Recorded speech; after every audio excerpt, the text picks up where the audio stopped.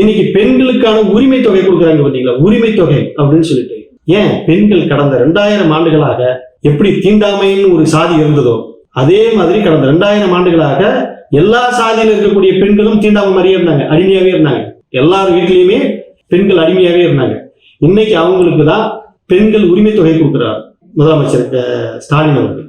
அந்த பெண்களுக்கு தான் அவங்களும் வெளியில வந்து 4 விஷயங்களை தெரிஞ்சுக்கிட்டோம், வேலை வாய்ப்பு போகட்டும், அவங்களும் வந்து பிள்ளைகளுக்கான படிப்புக்கு செலவுக்கான ஒரு வேலைக்கு போகட்டும் அப்படின்றதுக்காக இன்னைக்கு இலவச பேருந்து கொடுத்துருக்காங்க.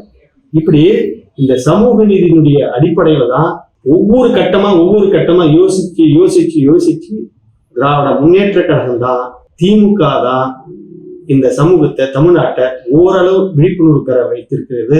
அதுக்கான வேலைகளை தொடர்ந்து நமது முதலமைச்சரும் செஞ்சுக்கிட்டே இருக்காங்க.